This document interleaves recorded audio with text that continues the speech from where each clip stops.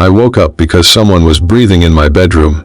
Not snoring, not whispering, breathing, slow, heavy, intentional, like whoever it was didn't care if I heard them. For a moment I didn't move. I just stared at the ceiling, letting the darkness press against me, as that sound filled the room. The air felt warmer than usual, as if the breaths were so close they were touching my face. My mind tried to rationalize it. Maybe I left the window open, maybe the wind was pushing the curtains, maybe it was just the house expanding in the night. But no, this was breathing. Human breathing. It came from the side of the bed. I swallowed hard, my throat dry as sand, and shifted slowly. The breathing stopped instantly. The sudden silence was worse, like the room was holding its breath with me. My eyes adjusted, and at first I saw nothing, just darkness. But as seconds passed, a shape formed, tall, unmoving, standing inches from my bed. A silhouette too solid to be imagination, too silent to be human. I froze. My mind screamed to run, but my body wouldn't move. A pressure formed in my chest, not from fear but from the unmistakable awareness that the thing in my room wasn't reacting like a person would. No shifting, no flinching, no sound except that slow inhale and the even slower exhale. I tried to speak, even a whisper, but my voice didn't come.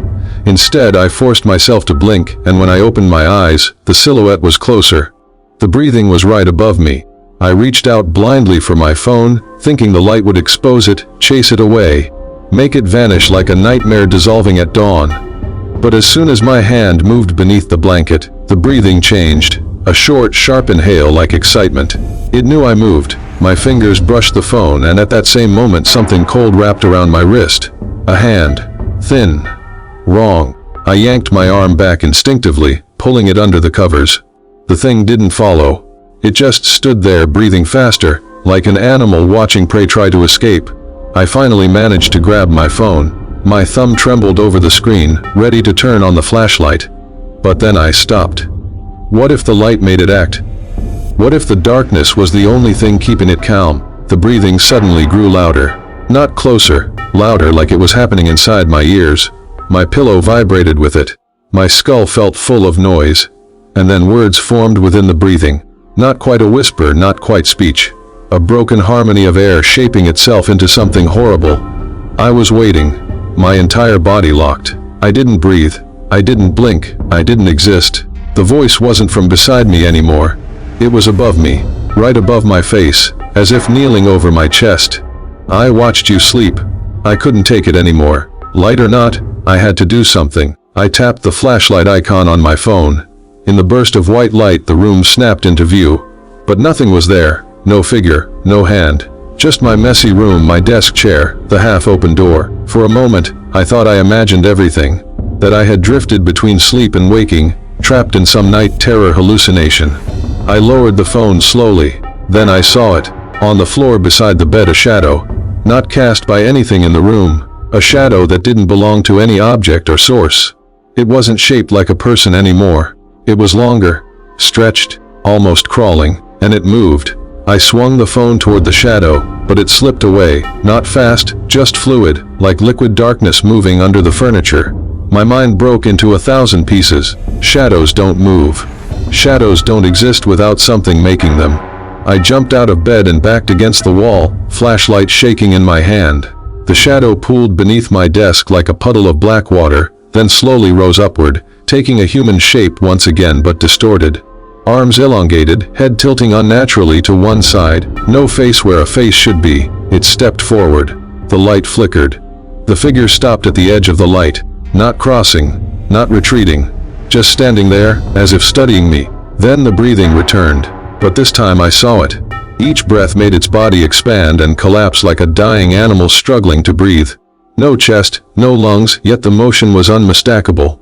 The sound came from everywhere at once, vibrating the walls, the floor, my bones. In the dark, you're mine. The flashlight dimmed. I bolted. I sprinted out of the room, down the hall, through the living room, every light I passed flickering violently as if reacting to its presence. I fumbled at the front door, unlocking it with shaking hands and nearly falling onto the porch. Cold night air hit me like a slap. I ran to the street barefoot, breathless, turning back toward my house only when I felt I had put enough distance between me and that thing. The windows were dark, But in my bedroom window something moved. A silhouette, standing perfectly still, watching. When the police arrived I was sitting on the curb, hugging myself, shaking uncontrollably. I told them everything, though I sounded insane even to myself. 2 officers entered the house while another questioned me. They found nothing. No signs of forced entry. No footprints in the hallway. No broken windows. No one hiding inside. But there was one thing they couldn't explain. A patch of the bedroom floor was cold. Not just cold, freezing like a block of ice. The officer touched it and pulled his hand away immediately, confused. "That's weird," he muttered. "It's colder here than outside." He shrugged it off. I didn't. After everyone left, I couldn't bring myself to sleep. I sat on the couch with every light on, TV playing something I didn't watch, mind replaying the breathing over and over. But around 3 a.m. the lights dimmed. Once, twice, then they went out. I held my breath. The room filled with darkness, heavier than before, almost physical, and from the far corner of the living room I heard it. Breathing. Slow, heavy, patient, waiting for me to notice. I backed toward the kitchen, holding my phone up for light, but the shadow in the corner didn't flee from it this time. It stayed still, almost proud, as if showing me that the rules changed. "You left the room," it breathed. So I followed. My stomach dropped. It stepped forward, and its form dragged behind it like smoke. The breathing grew louder. The air grew colder. "I watched you sleep for months," it said, "before waking you." Months. It had been there long before I ever heard it. Long before I ever felt its presence. And now it wanted me to know. I stumbled backward until my spine hit the kitchen counter. My phone slipped from my hand, clattering to the floor. The dim light from it cast trembling shadows across the tiles. The creature approached slowly, savoring every step, breathing in my terror like it needed it to live. "You hear me breathing," it whispered, "because you are still alive." Its face moved closer to mine, or where its face should have been. "But when you stop hearing it..." Its voice deepened. "That means I'm inside." Inside what? Inside me. Inside my thoughts. Inside my body. I didn't want to know. I grabbed the only thing within reach, a kitchen knife, and swung it forward. The blade passed through the creature like it was cutting through smoke or darkness itself. The creature didn't flinch. It just kept breathing. Then the final light in the house, the microwave clock, flickered then died. Pitch black.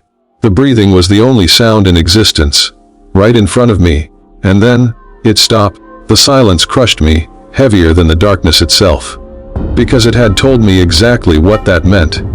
When the lights returned at sunrise, I was standing in the middle of the kitchen, knife in my hand, shaking violently. I didn't remember how long I stood there. I didn't remember if I slept. I didn't remember anything between the moment the breathing stopped and the moment the sun came up. But there was something on the floor. Something small. Something impossible. A footprint. Not a human footprint. Not an animal footprint. A print made of shadow burned into the tile like darkness had weight. I stepped back. Then I noticed something else. A second footprint. And a third. Leading down the hallway straight toward my bedroom.